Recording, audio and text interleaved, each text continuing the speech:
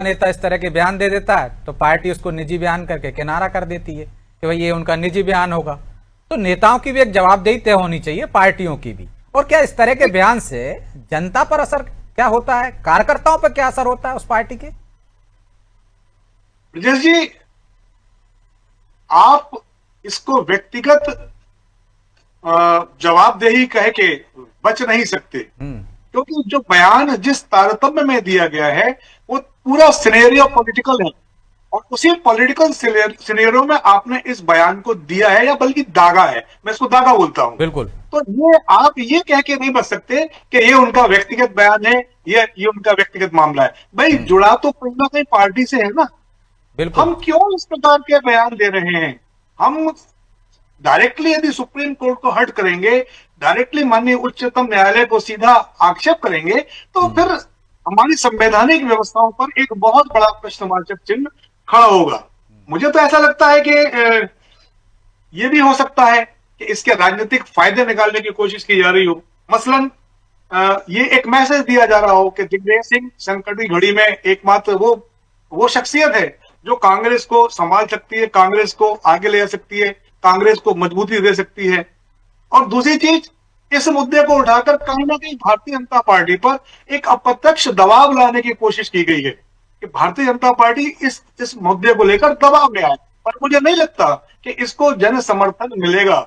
उसका पीछे रीजन ये है कि आज भी न्यायपालिका को तमाम दिक्कतों के बाद, तमाम परेशानियों के बाद हम ये मान के चलते हैं, या इस देश का नागरिक ये मान के चलता है कि न्यायपालिका ही अंतिम एक उसका सहारा है, जहां उसकी समस्या का हल हो सकता है, या जहां उसे न्याय मिलेगा। ब्रजेश जी, लेकिन शर्मा जी, हमने देखा है कि अदालतों के फैसलों पे आलोचना तो हुई है कई बार, आरोप नहीं लगे, लेकिन फैसले में चोरी में शामिल होना कहना, क्या आपको लगता है ये मर्यादा का उल्लंघन है या अपमान है? नहीं, निश्चित रूप से मेरी दृष्टि में ये मर्यादा का उल्लंघन भी है और ये अपमान की श्रेणी में भी आता है। और उसका एक कारण है, जैसा कि मैंने सबसे पहले कहा, न्यायिक, मुझे तो याद नहीं आ रहा कि न्यायिक प्रक्रिया में कभी सुप्रीम कोर्ट ने या किसी अदालत ने कई उदाहरण है। तो हमने कल डिबेट में भी बताए थे 2 उदाहरण के बीजेपी के प्रत्याशियों के इस तरह से नामांकन रद्द हुए हैं और कोर्ट गए हैं वो लोग, और कोर्ट गए हैं तो कोर्ट ने उसमें कोई संज्ञान नहीं लिया।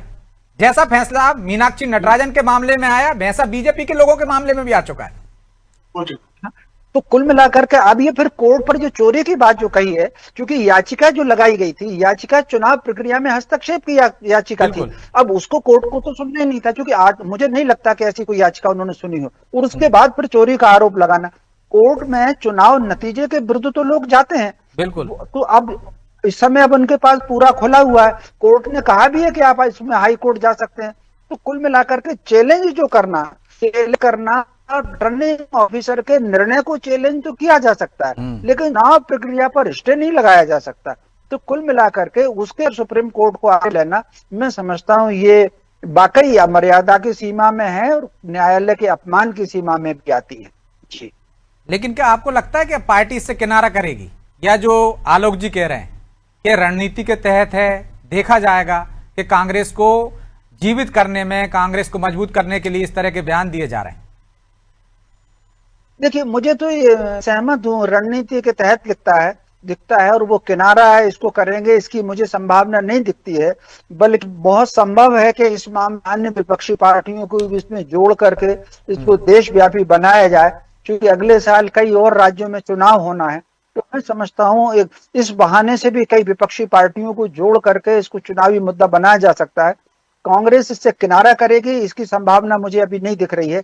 हालांकि कोर्ट में याचिका तो दायर करेंगे निर्णय के विरुद्ध, लेकिन सड़क पर भी बराबर की बातें बराबर होंगी, सड़क पर भी आंदोलन भी होंगे, धरना प्रदर्शन भी होंगे, जैसा कि आज हमने दिल्ली में देखा। तो मैं समझता हूं इस को मुद्दे बना करके विपक्षी एकता और सरकार पर हमले का माध्यम बनाया जा सकता है इसको।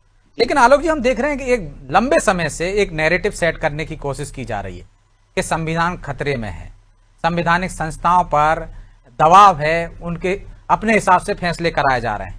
तो क्या लगता है कि आने वाले चुनाव में भी ये कारगर साबित होगा, या कांग्रेस को अपना ट्रैक बदलना हो चाहिए, उसे मुद्दों पर जाना चाहिए, बेरोजगारी पे जाना चाहिए, महंगाई पे जाना चाहिए, असल मुद्दों पे जाना चाहिए, जो कि शर्मा जी ने पहले कहा था कि एक दौर था वो कहते थे हम महंगाई खत्म करेंगे, गरीबी खत्म करेंगे, और अब वो सिर्फ नेगेटिव रोल में निभा रहे हैं। इस वजह से जनता उनके पास नहीं आ रही है, उन पर भरोसा नहीं कर रही। ब्रजेश जी, कांग्रेस मुद्दा विहीन है वर्तमान में, और जो सटीक मुद्दे हैं, जो आम जनता से, आम जनमानस से जुड़े हुए मुद्दे हैं, कांग्रेस पता नहीं क्यों उन पर फोकस नहीं कर पा रही। कांग्रेस क्यों इस प्रकार के मुद्दे उठा रही है जो शर्मा जी कह रहे हैं कि वामपंथियों के हाथों में चली गई, इसलिए ऐसा कर रही। तो वामपंथी विचारधारा से कांग्रेस कहीं ना कहीं तो उत्पन्न है। वो तो पहले से प्रभावित थी, लेकिन उसका अपना एक थिंक टैंक था पहले। बिल्कुल है, लेकिन मेरा यह मानना है कि आम जनता जो है, अदालतों के मामले में कांग्रेस को इस प्रकार का समर्थन मुझे नहीं लगता कि मिलेगा।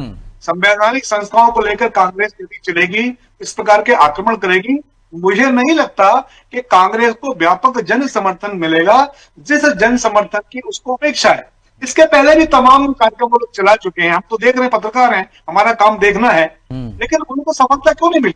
बिहार में आप टोटल फेल्यूर रहे, बंगाल में आप टोटल फेल्यूर रहे, असम में आप स्टैंड नहीं कर पाए, महाराष्ट्र में आपकी क्या स्थिति है? आप उठा के देख लेना पूरा ज्योग्राफी, इस देश की ज्योग्राफी और चुनाव उठा के देख लीजिए।